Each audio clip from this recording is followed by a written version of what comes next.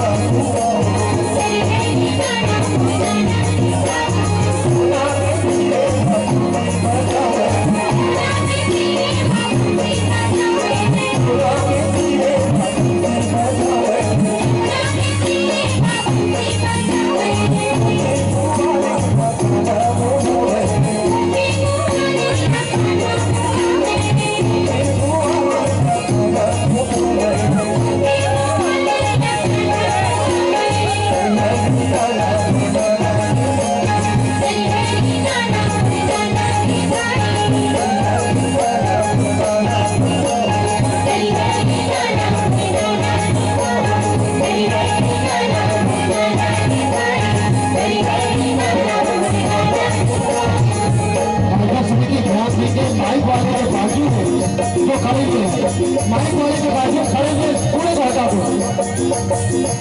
Disturb हो रहा है माइक वाले। आयोजक समिति बंद हो। निवेदन प्रार्थना है,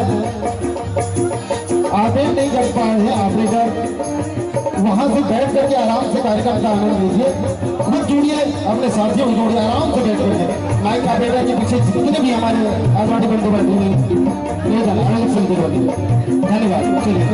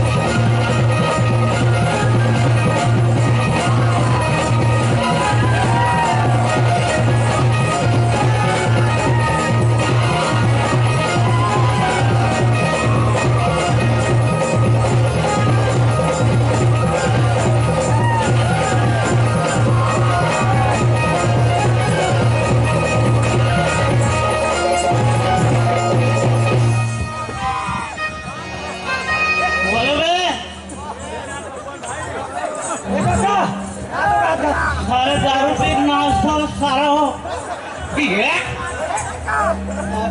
जो माता ना जागे है ना कोसैया ढोल के है वो मंधर वाह कौवा तो घर के आगे है। हेलो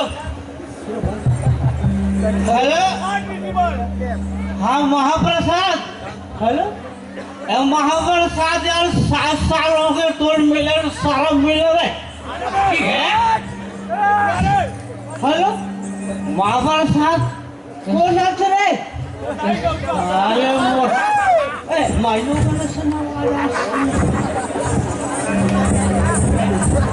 मैं चलो देख लूँ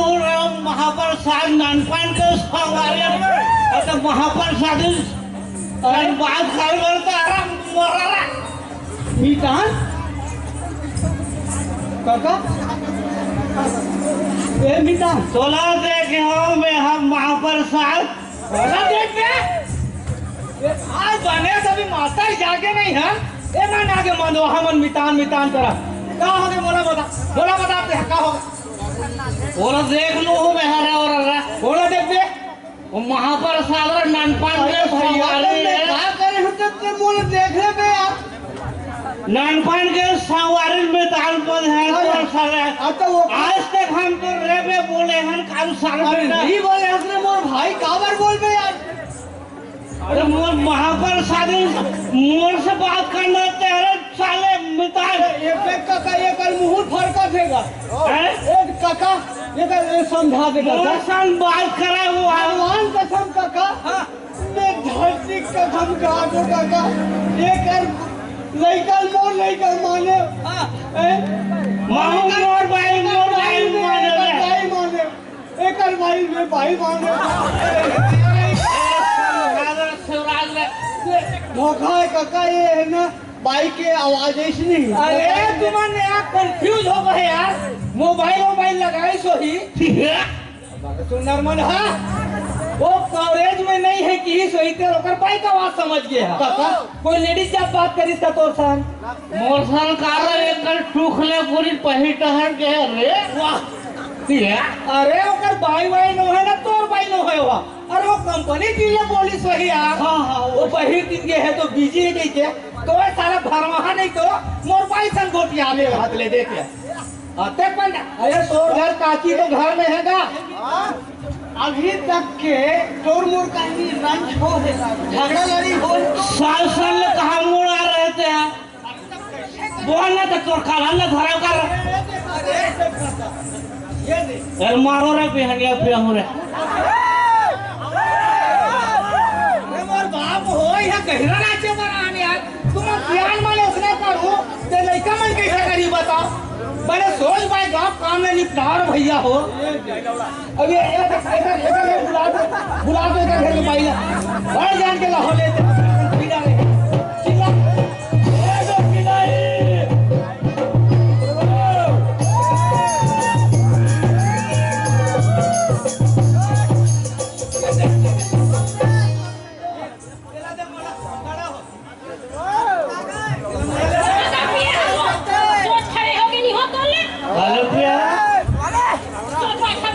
छोड़ना डोकरी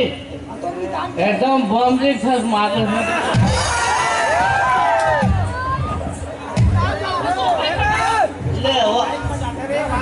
ले भैया जल्दी पूजा पाठ में निपटाओ यार तमाशा लगा है मना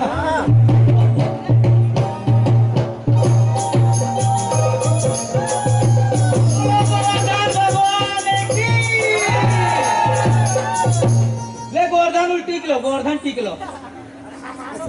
हाँ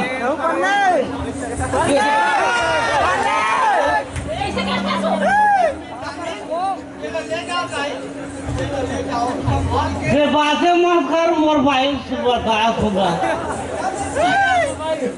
तो मोर से बात करना यार तो हम माय लोगों से बात कर बर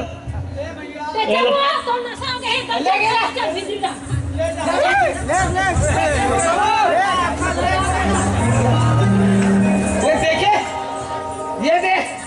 अरे का कर हमरे यादव भाई मन जमा लेते ये तमाशा हो जाते साले ला भले सुगर असन अभी माता ला मनात रहे सही बात है एक आज जन मन होतेगा होते कैसे करबे संभाले लगते बोला ले काका है ले